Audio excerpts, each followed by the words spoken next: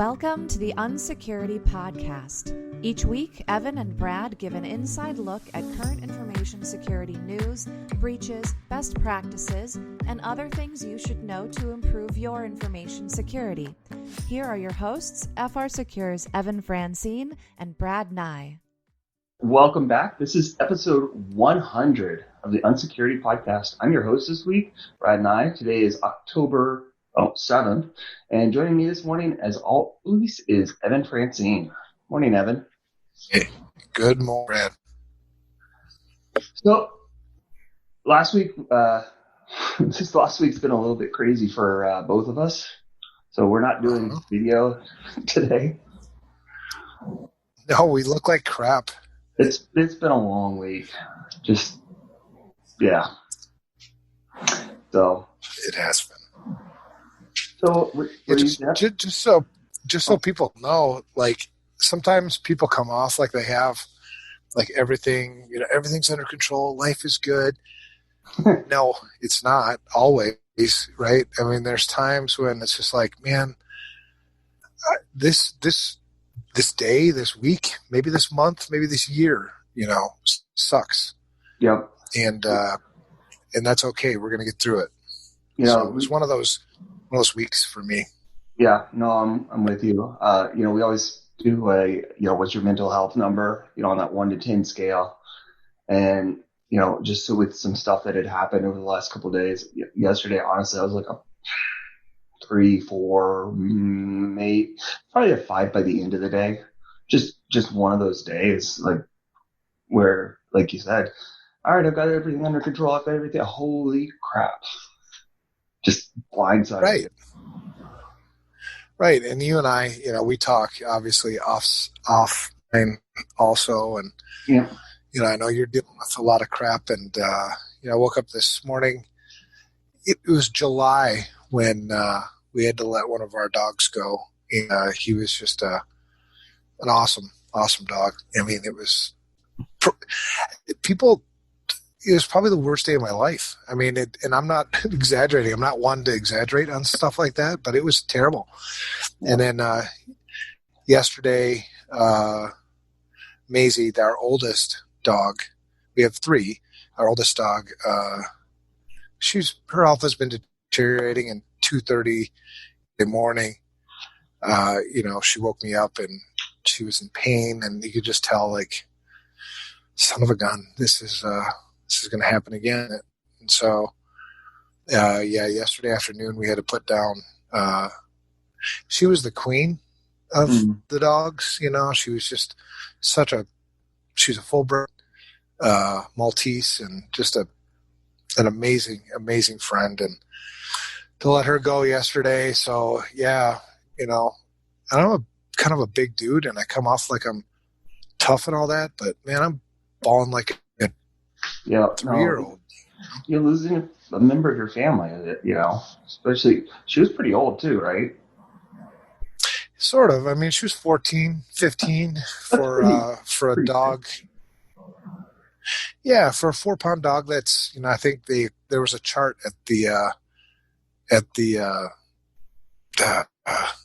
vet that I guess about 73, 74 in human years, maybe. Okay. Yeah, never fun though. Oh my God. You had that. I was, feeling good. The weather's been just amazing. I've been able to get outside, and then, Monday night I got some, really bad news from a member of the family, not my immediate family here, but just bad medical news, not COVID related directly, but it just completely blindsided me, and it was not a good couple days.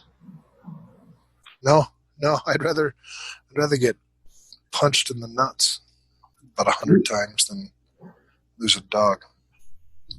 And I can only imagine a family member, because I know you have a very close knit family, so that sucks too.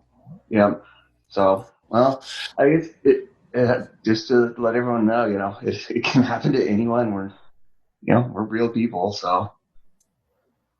Well, there's that, and not everybody has their stuff together all the time. So, it reminds me that, things are going well and you're in a good spot, and, we all need help, right? I mean, I can't tell you how grateful I am for the people that reached out, that texted me and said, "Hey, been praying, thinking about you." And I mean, that stuff matters, man. It gets you through, the crap it really of does. life. And I know in security, we're security people, and, we, I don't know, some of us carry like the chip on our shoulder, or we feel like, we're more, because we are a bunch of smart people. I mean, the security community is pretty damn smart in general. Mm-hmm. And so it's easy to look around thinking, you're above all this stuff, and you're not. And if you need help, reach out and get help. And we've talked about mental health before. There's lots and lots of resources to get, so if you're listening and you're like, man, I'm in a rut right now or whatever, reach out to me, reach out to Brad, reach out to somebody, right? Yeah. People care. Well, it's good to know. Yeah, I gave a talk yesterday to, I don't know, man, it was like 40 colleges. Wow, nice. Made it hard too. Well, that made it hard too, right? Because you're going through crap at home. Yeah. Although, and then you got to buck up and like, okay, let's give a talk. Yeah, but I agree. I totally get that. But at the same time, it's almost like it's a nice distraction because it's your wheelhouse, right? So it's like, okay, I'm doing what I need to do. This is good. Yeah. The talk yesterday was about simplification. It's something I've preached many times, and really the moral of the story is if things seem too complicated, they're too complicated. Mm-hmm. You know what I mean? It's like, if it seems like it is, it probably is. And then the second thing is, if you don't know how to either throw all your crap away or learn how to use it properly / securely, right? Because people, and that's the same thing goes at home, same thing goes at work, same thing goes everywhere, right? Yep. There's so much complexity in everything we do, and it doesn't have to be this way. We can simplify. We can do a lot of simple, and simple doesn't mean easy. Those are two different things. But simple, make it simple, and look across your environment. Do you have servers that are, that can maybe be collapsed? Do you have applications that have redundant functionality that you can get rid of some applications? Yeah. Do you have data that you don't need anymore? I mean, get rid of that crap. Simplify. If you're following a 10-step process for something that should be a 2-step process, then do a 2-step process. Nobody's impressed with your 10-step complicated process. No, I'm with you. And, that's the way I always try to put together, like, procedures and documentation was just anybody could walk in and do it. All right. So like screenshots, keep it easy so that there's try to eliminate as much chance of confusion or, mistakes being made. Yeah, totally. With you. So there's some security advice for you in the middle of all the stuff going on. But, today, that's another thing about mourning, when you go through kind of the process and, as you're coming to grips too with your own, family health issues, as the days go on, it does get easier. You know what I mean? Today's an easier day than yesterday was, knowing I was going to have to face what I did. It doesn't mean don't miss them anymore. I mean, I find myself looking at pictures, and I'm like, why? I'm the memories, but I'm just driving myself crazy. Yeah. Well, and it's bad timing because you were probably just about getting back to what I'll use air quotes normal from the other dog in July, and it's like I know ripping the wound open again. So I feel for you. Oh my God, I hate it. The dogs are the best. Yep. I mean, unconditional. They love you. Oh my God. And it's like, how much do people crave unconditional love? Yeah. If you haven't had it before, oh my gosh, it's so addicting. It's like, it's the best thing ever. Yep. Yeah. Nothing like having the dog come over and just lay their head on your lap, or, well, your dogs couldn't really do that, but climb up on your lap, and just wag their tail, and, it's just calming, and it's fantastic. So I'm with you. Right. I mean, I could be having the crappiest, most worst day ever, angry at everything, and here comes the dog. It's like, oh. And or I could just get done yelling at the dog, like, because we're all human, right? We make stupid mistakes. Sometimes we call people things that we don't mean, or we call a dog something we don't mean, and they still come up to you with those eyes and like, can you still pet me, maybe? Yeah. Yeah. Heck yeah. So. Well, from a work perspective, last week, it was really need cool. more dogs. Let's get dogs at work. Now, maybe I'll have to tweet some pictures of my dogs. It is that I will say that is one of the nice things about working from home is they will randomly just come in my office throughout the day and just being able to give that little head scratch or whatever is fun. Mm-hmm. So from a work perspective, I'll go back to that. Just kind of my last week was really focused on wrapping up, Q3, getting ready for Q4.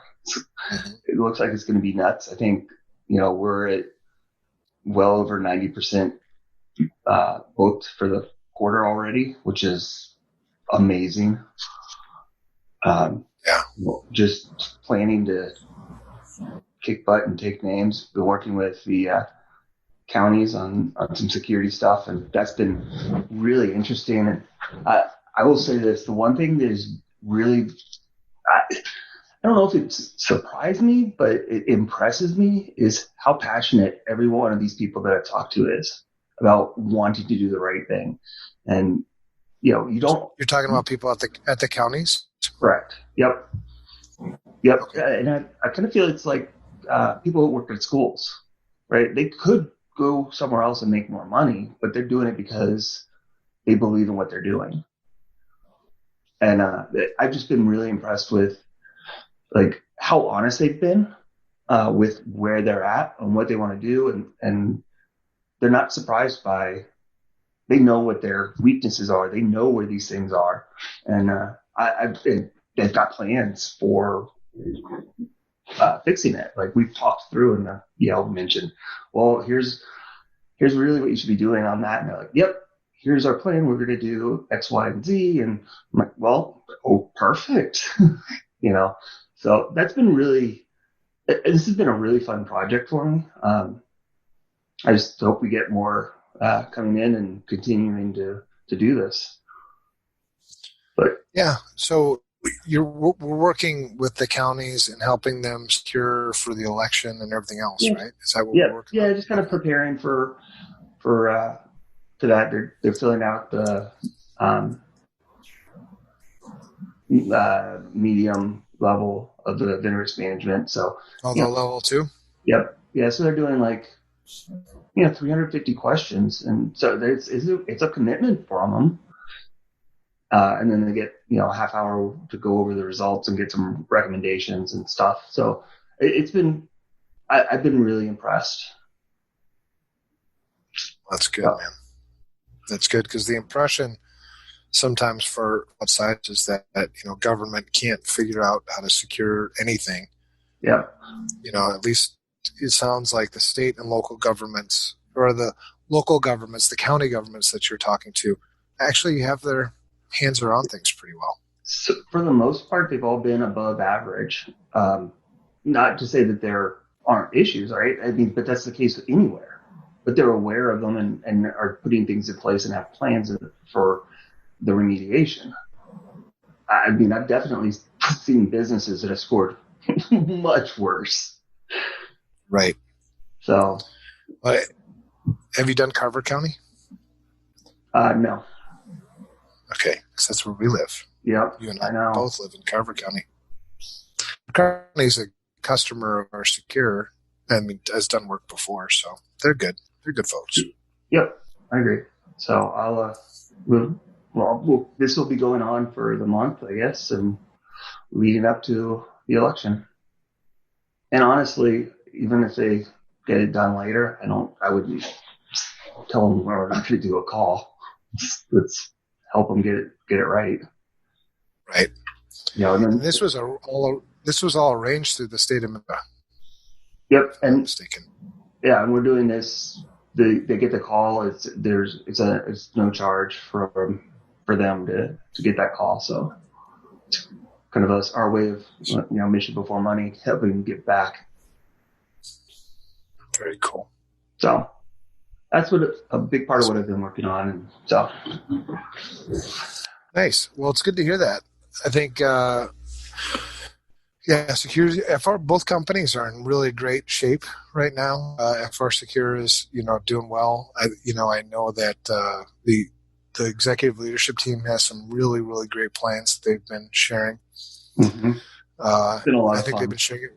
Yeah, and I think they've been sharing it with the SMT. I think it was a good collaborative effort, so it feels really good. I'm happy about that. Some new services, that we've been talking about quite a bit. Certainly the VCSO or the FACT version 2, is pretty exciting. The penetration testing as a service is something that I'd like to, I'm working a little bit with Oscar. I think that's got legs, as well as blue teaming as a service, or incident response as a service, which I know that we're already well down the path of. Yeah, that IR managed service approach is we're going to kind of adopt what's worked really well from the FACT VCSO program and kind of apply that to the managed service. So that was that whole maturity assessment, which, by the way, that scoring stuff is way harder than I thought it would be. I'm second guessing myself on waiting. I'm enjoying it. I'm having a lot of fun, but I was like, I thought this would be way easier. Yeah, I know. People, like when you score stuff, people are like, oh, you just put a number to it. No, you can do it. That's a shortcut way to do scoring. But if you want to do it right, you need to score and weight and determine what are going to affect your weights so that you can apply those things, right? Those. So in risk, right? It comes down to some vulnerabilities. So can I manipulate weights based on threats and vulnerabilities to then, flow through the rest of the scoring system? It's a lot harder than people think. Than people know. Well, yeah, exactly. Don't get me wrong though. Like I said, it's a fun problem, right? It's just that it surprised me. Well, and you also need to have focus on it, right? Yeah. We get pulled away all the time. It's just like coding, right? It's really difficult to do, 15 minutes of coding, go to a meeting, and then come back to 15 minutes coding again, because you were in a mindset, you were in a workflow in your head, and then you got to stop. And then back, I'm like, okay, where was I? What was I thinking on this thing? Yeah, you need hours uninterrupted, and it's hard to find sometimes. Oh yeah, it's really hard to find. On the Security Studio side, we had our second month of profitability for a software as a service company. That's for a software as a service company at our age, that's really impressive. And there's just a ton of really good things going on. A lot of we're pulling a lot of data now, so we're doing a lot of data mining in terms of average risk scores across industries. So we just updated that. Nice. Good. The S2Me also, we have so we've been mining in terms of average overall average S2 score for S2Me, the personal information security risk assessment, and then averages across topics within that assessment, and some pretty interesting data. So I'm going to be writing we're going to issue a press release / report, our State of the InfoSec Union report, that's going to highlight that data and kind of what it means and where we need to focus and where we need to go next. So that's kind of neat, working on that right now. Very cool. So stay tuned. I think it's, because a lot of there isn't this data that we have, nobody else really has the way we have it. You know what I mean? That's awesome. Yeah, I would definitely. We get asked a lot of times around some of the data, so I'm definitely interested in seeing some of what comes out of that. Right. So yeah, and I don't know. Can you hear the beep beep beep? I was wondering. I have my window open, and I couldn't tell if that was coming from you or from outside my house. Like I was telling you earlier, man, 2020 can go. Yeah. Go to hell. I'm tired of 2020. So not, I was thinking this morning, like COVID, okay, that affects us all. That's just crappy everywhere. Social justice stuff, hitting a deer on my motorcycle, losing 2 dogs. I have this, this road construction going on outside my house that's been going on all year. It's like, so that's what you're hearing with the beeping. It's just like, and I can't find a way, I can't find a place anywhere that you can't hear it. That sucks. So, yeah. So, I know it sounds like woe is me, but sort of woe is me. I'm tired of it now. I want to move on. Yeah, I hear you. All right. Well, that was good catching up. That's probably one of the more fun parts of this is just chatting. So, man. Well, that was the whole purpose of us starting the podcast to begin with. Yep. Right? It was for you and I to have an hour a week that we can just talk. And so if we pick a topic to talk about and if listeners dig it, then sweet. If they don't, if we have 0 listeners, the fact that I get to talk with you for an hour is good. Yeah, that's why we did it. I agree. Good. But we will talk about security stuff a little bit more. Let's do it. I'm actually looking forward to this. So last week we talked about the social dilemma. We didn't get to everything, so we're going to do part 2. So let's do this. Really, there's if you just Google social dilemma review, I mean, it's absurd the number of things you'll find. Let's see, I had it up and I accidentally closed it. Look it up again. You have 106 million results. If you Google social dilemma review. Yep. So there's no lack of takes on this. I put 1, 2, 3, 4, 5 links that I felt were interesting, and I think tried to present both sides, or also a variety of viewpoints. I know you said you were going to do some homework on your end on looking some of those people up. So I don't know. I guess I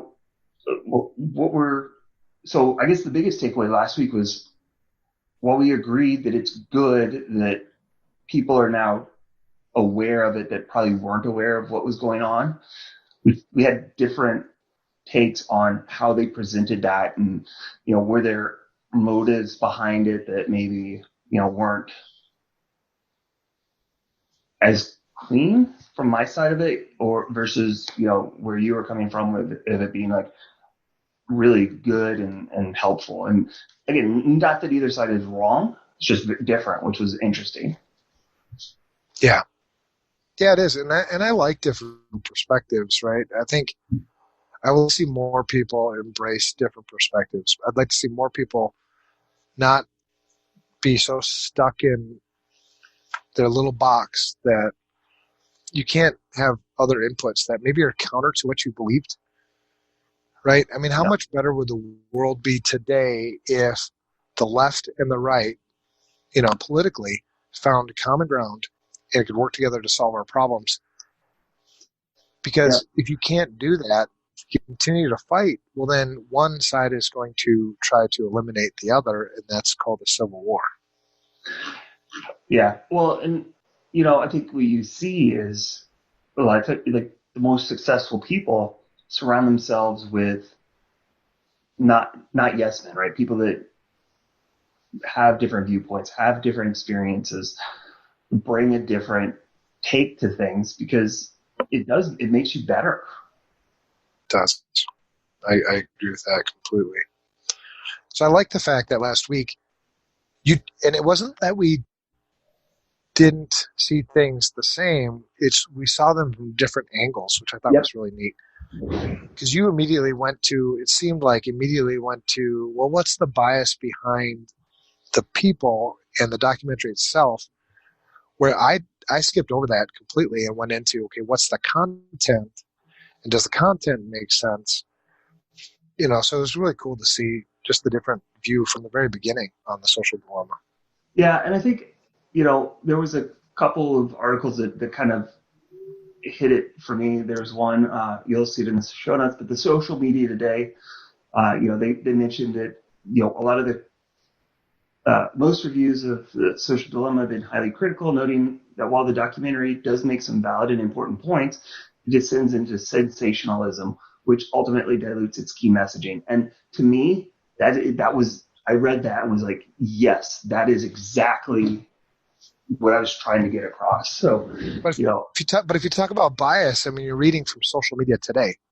Well, but I mean, I tried to get a wide variety, but to me, that was my take is, hey, you know what? It has some really, really good points, but I didn't agree with how they presented it, which does take away from what they're really trying to get across.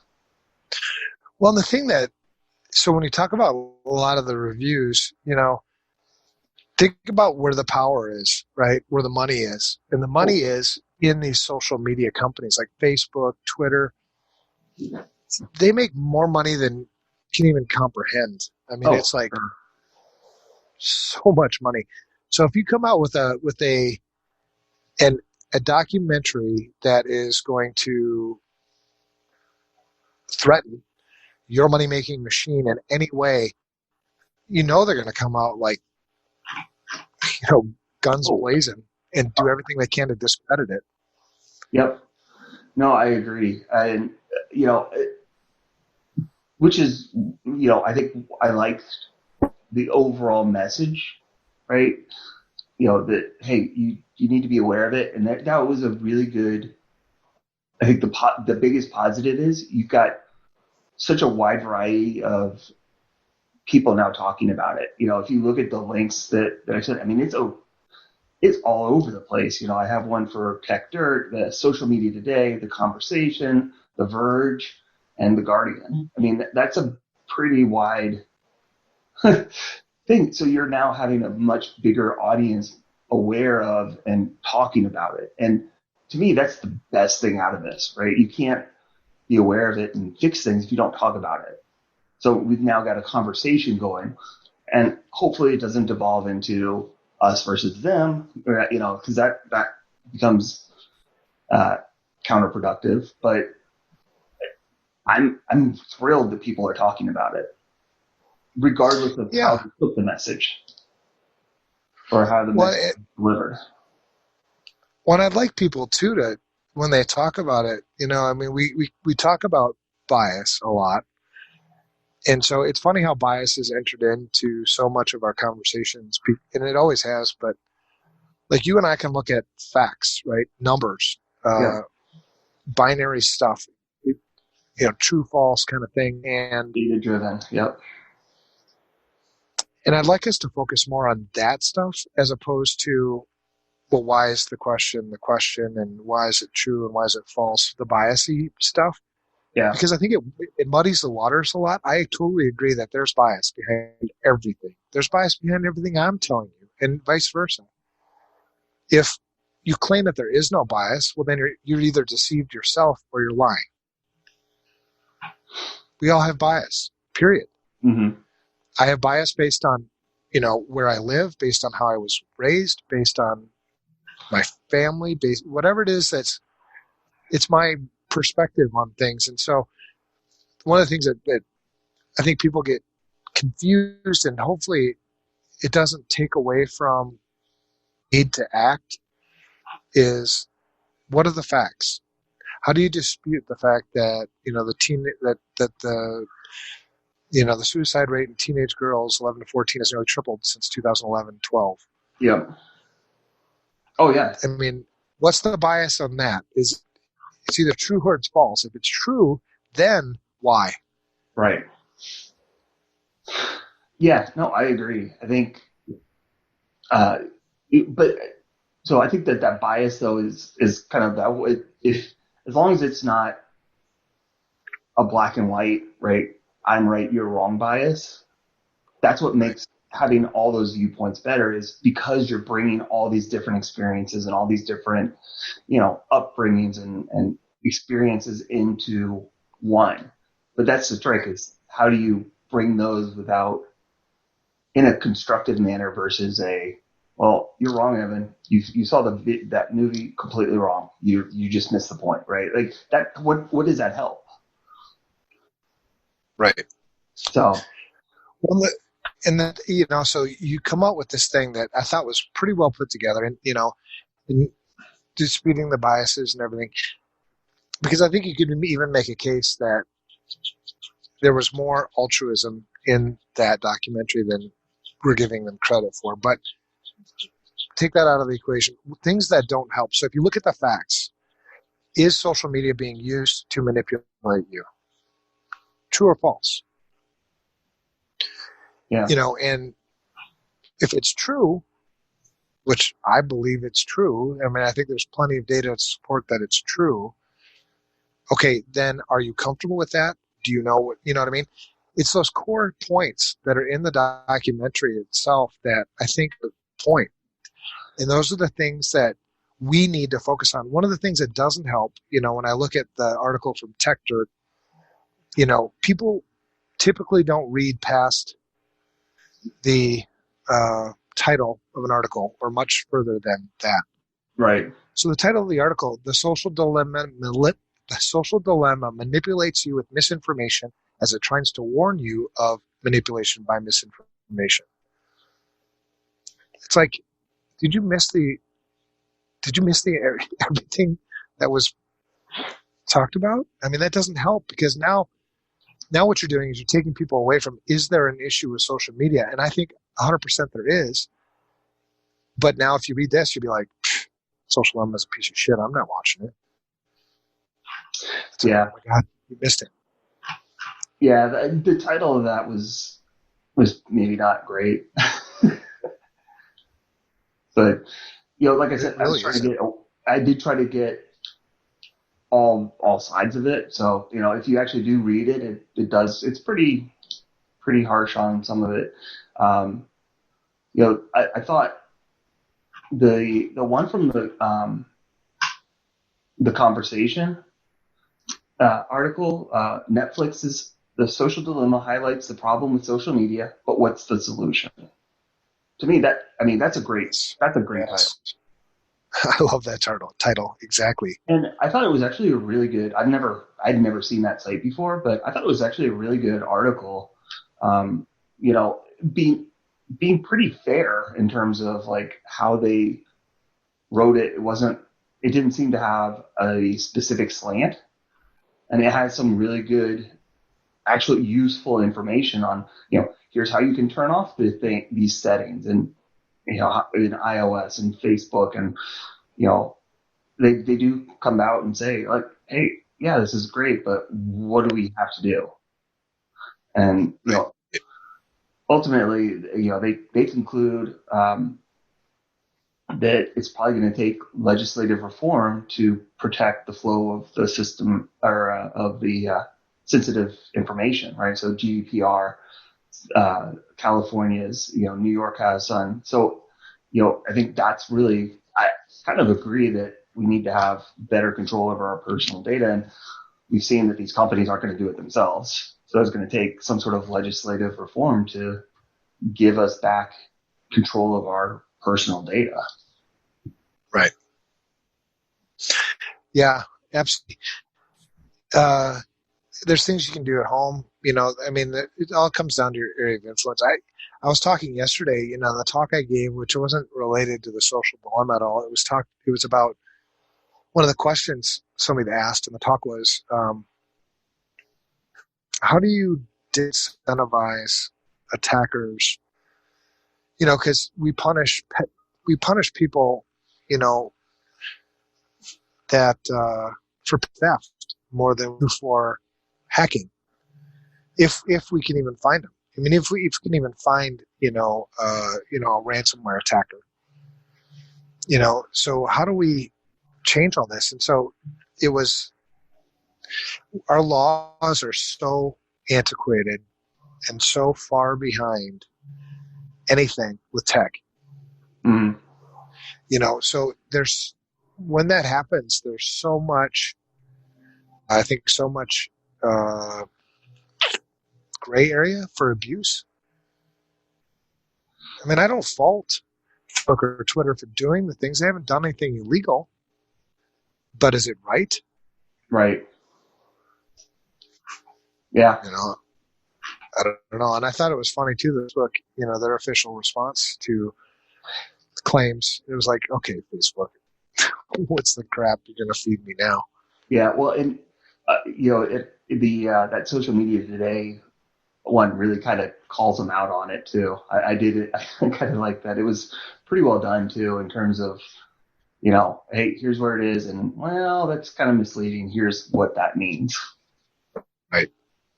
But it was interesting that Facebook even felt the need to respond, right? Because doesn't that lend more credence to what the movie's saying? Well, yeah, and I mean, if you threaten their big money-making baby, I mean, Facebook. Think about where Facebook started, and that was kind of the thing, that did resonate also in the documentary. Was Facebook started as kind of a life enhanced, right, kind of thing for people, at on the Harvard, campus to. Yeah, it was meant for college students to communicate. Yeah. And so then that's kind of where it went after that. And then it totally made sense that, because I've seen the same thing happen in so many companies where you start off with this mission, this thing that's going to be good for humanity, and then money gets involved. And then it's like, oh, geez, I didn't realize I could be a billionaire. Right.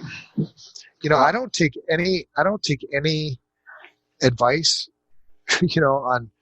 on social things from billionaires.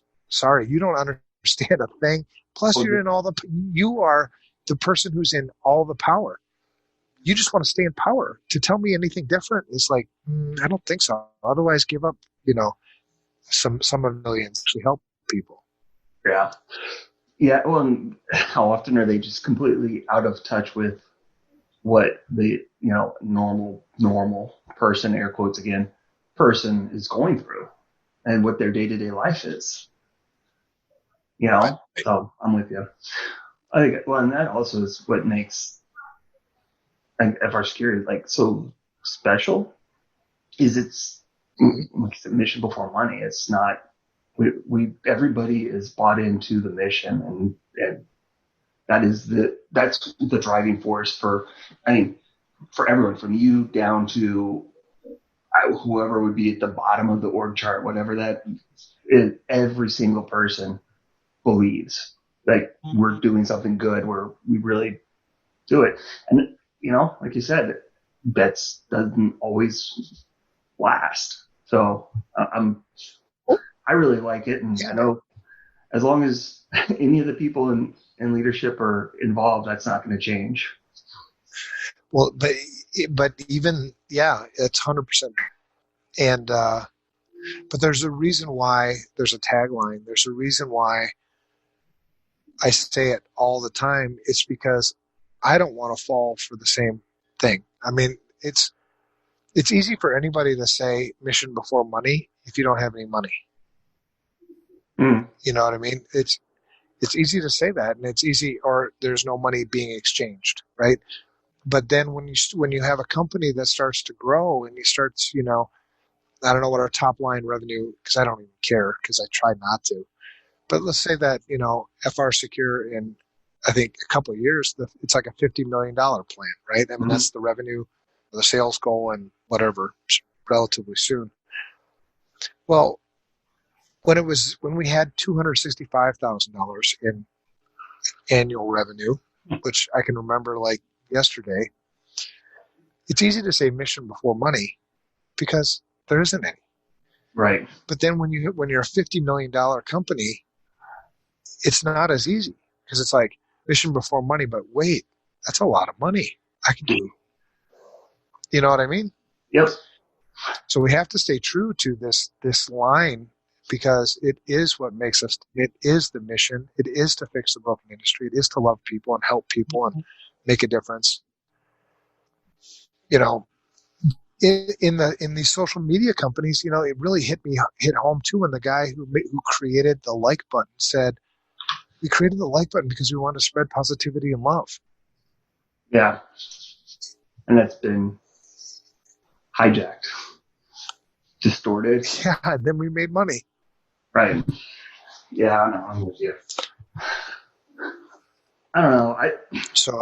Again, at the end of the day, I thought it had a really good goal, right? The movie itself, and it brought a lot of really good points up, and it is going to be, if you haven't seen it yet, you know, and I think it's just, I know Katie, my wife, was like eye-opening for her, even though she's heard me rant and rave about some of that stuff. It kind of hit home for her. I don't know, it's going to just blow some people's minds and get them thinking and have that conversation started. And so ultimately I think it's a good positive step.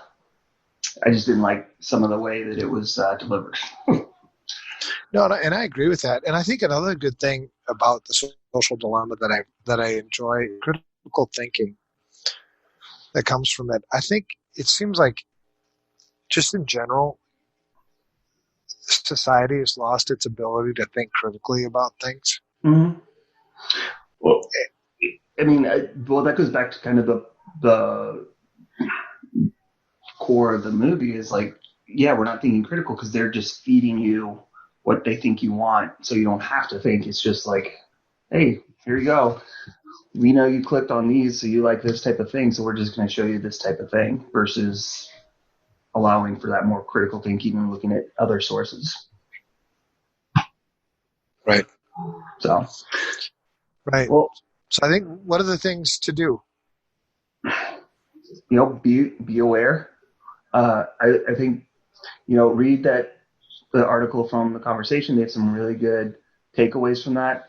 You know, understand what your settings are on the different social media platforms. What information are you sharing, and take control over what you can, and just be aware of what you share and understand what that is going to be used for. Yeah. Yeah, I think so too. And slow down. Slow down a minute. You know, FOMO is bullshit. Sorry for the language, but you're not missing out, right? The world has always been moving the way it's been moving. It's always going faster than you can comprehend. You're not missing out. So it's okay to put the phone down. It's okay to go outside and do things. That's what I can do in my own house, and that's what I can do with my kids. I can set an example for them and try to talk with them about these things. I think on a bigger level, ask people that are supposed to represent you in your state legislature or your, you know, federal government. You know, what are we doing? How are we governing this? How is this data being used, and what do we plan to do? The laws are so far behind. Yeah. And if you are somebody who is in tech and has some understanding, or you want to learn, volunteer to write something, right?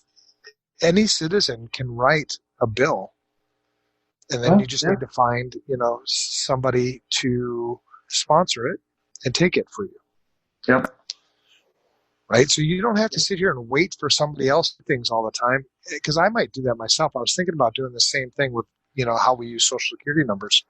And I had talked with Jim Nash, our local, he's my state representative, about what doors can he open in the federal, because they know each other, right? Right. But can we write laws, you know, to govern this stuff better? And what about just laws in general in this country, like privacy laws? What's the privacy law here in the United States? Well, there isn't one. Nope. Right? What about breach notification laws? We have 50 different breach notification laws. Where's the federal one? It's been shot down 3-4 times. So we have to do something more to govern this stuff. We have to hold people accountable. If you don't hold people accountable, they're going to do whatever the hell they want to do. Yep. So, yeah, I'm with you. and I think get involved with, if this is something that clicks a nerve, as obviously you can see it does with me, go check out, the, Center for Humane Technology. Get involved. Mm-hmm. Yeah, there's a lot of really good organizations out there. Right. And find one that resonates with you, because hopefully what you'll see is it's kind of like the same thing in information security. There's a lot of different standards. There's a lot of different things. But what's one thing? So hopefully you'll see, these organizations that are all kind of fighting for the same thing come together and fight together, because they'll be better. And they'll be better together. I'm with you. All right. Well, I was not let down by this discussion. I think it was really good, and hopefully everybody enjoyed it. Clicked a nerve with me, and I don't know, probably with you too. I mean, like I said, it's something that we both are passionate about, but come from different angles on. So it was a really good discussion. Well, and one thing you and I both agree on too, and I think at the core, what makes us so passionate about our mission is you and me both hate seeing people get taken advantage of. I hate it. There are a few things in this world that I hate. That's it, right there. Well, I can't argue with that. Yeah. So, all right. A couple of news stories, because we are coming up on our time. The first one is from Naked Security by Sophos, the REvil ransomware crew dangles $1 million cybercrime carrot. So basically, they've claimed they've deposited $1 million into a payment pot and are trying to hire new teams. Teams that already have experience and skills in penetration testing, working with MSF, CS, Kodiak, NAS, Tape, Hyper-V, and analogs. So Metasploit framework, Cobalt Strike, and then Kodiak is a pen testing tool that describes itself as a Windows post-exploitation rootkit. Or Codic, I'm sorry, I read it wrong. Great. So not all I can say is, it was actually pretty interesting. I didn't realize, earnings with us per week averaged $2.5 million. We personally earned more than $150 million per year. Holy cow. Right? I mean, that's crazy. Well, and that's the thing, man. And I've kind of been on this legal thing for some reason lately, but they do it without it's so brazen. There's no fear of recourse, no fear. No. Because there isn't any recourse. What the hell are we going to do about it? Right. I mean, no, I agree. We do it all the time, right? I think just in Friday alone, the FRSecure team had 4 IR triage calls. It was bananas. I kind of lost track. Yeah. What do these people have for recourse? These people have no recourse. Nope. No. And it's happening to good people too. It's not like, a lot of them, it's that trusting an MSP or trusting somebody and then that happens. So. Oh, on that one? I know the one you're talking about. Third parties and things like that where you do what you can, but can't really say too much. But yeah, it's tough. So the next one is again from Naked Security, and relevant to the IRs because we are seeing this type of thing happen. Phishing without links, when phishers bring along their own web pages. And we've actually seen something very similar. It kind of goes through, it does a good job of explaining how a typical phishing attack would work, where, hey, you click this link and it actually goes and sends you here and how to see it and explaining the different HTML tags and everything. I thought it was really well written from that side of it. And then basically the new ones are now opening an attachment and then takes you right there, right? So you're opening an HTML attachment. And we've actually seen where it would come in as an embedded file in like a OneNote. So it's a legitimate OneNote. So it doesn't get caught by, antivirus or spam filters. And you open up your OneNote and there's like a PDF or a Word or whatever in it, and you click that and that compromises you. So it's crazy how advanced some of these attacks are, and it's not surprising how that people click it. No, but again, slow down, right? Yep. Yeah. Slow down. Yeah. No. Take your time. You're not missing anything. They had really, really good. Here's what to do. Avoid HTML or HTML attachments altogether unless they're from someone you know and are expecting. Avoid logging in on web pages that you arrived at from an email.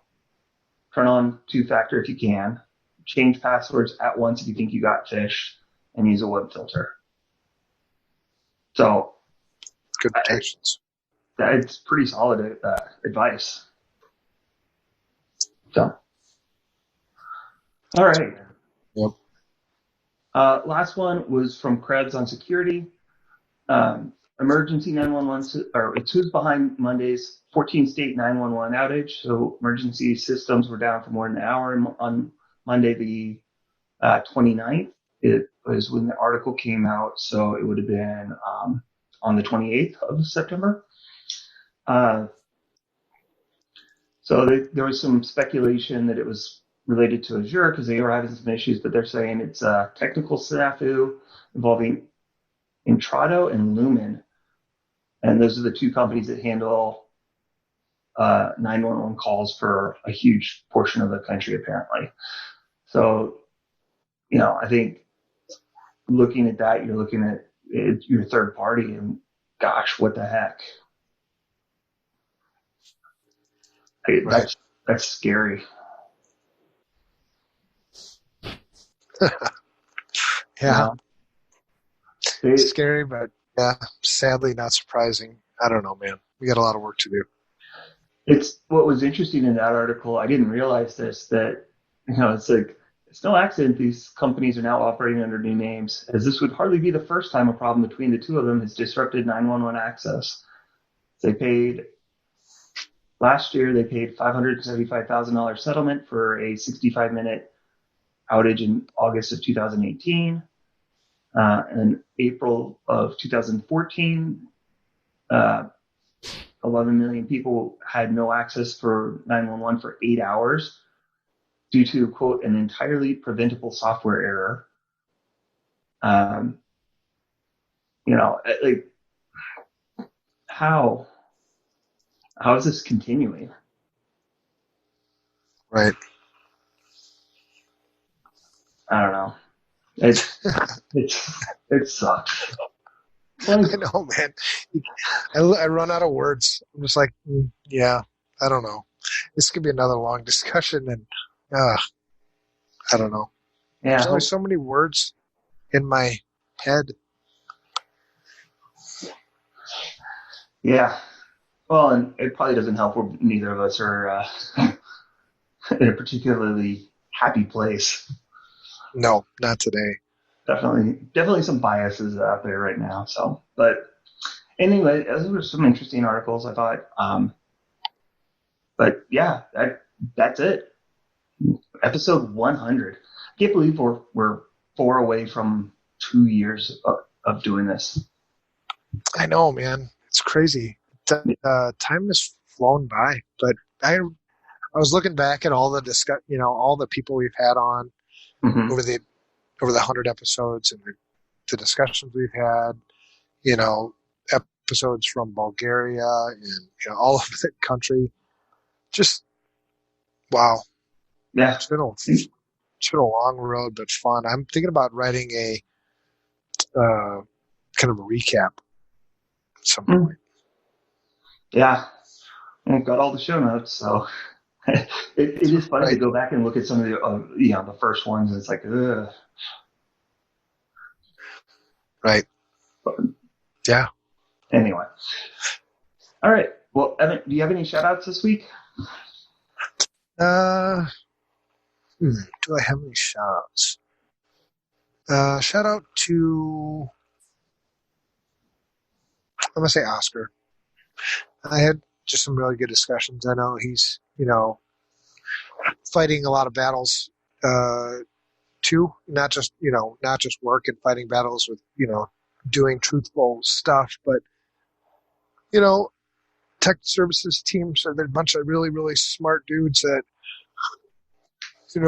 trying to keep those things corralled and in check. That's a hell of a job. So shout out to Oscar. Cat Wrangler. Mm-hmm.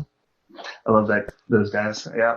I'm going to give a shout out to everyone who's just, supportive and there with an open ear over the last couple of days, and it's really made a difference. And hopefully, if anyone else is having a bad day, if there are people out there to reach out to, you can obviously, hit us up on social media or whatever. If you're outside FRSecure, if you're inside of it, you know how to get a hold of us. I'm going to speak for Evan on this one because I know he is with me. Yeah, absolutely. So yeah, just shout out to the people that were there to listen, and it really, really helped. So, all right. Thank you to all of our listeners. Keep questions and feedback coming. Send us things by email at unsecurity@protonmail.com. Socialize with us on Twitter.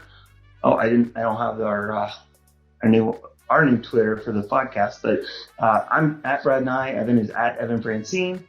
The podcast is at UnsecurityP. And be sure to follow Security Studio at Studio Security and FRSecure at FRSecure for more things. That's it, and talk to everyone again next week. Thank you for listening to this episode of the Unsecurity Podcast. We value our listeners and would love to hear from you. Give us your feedback by emailing us at unsecurity@protonmail.com. That's unsecurity@protonmail.com. Be sure to tune in next week to hear the latest insights from Brad and Evan.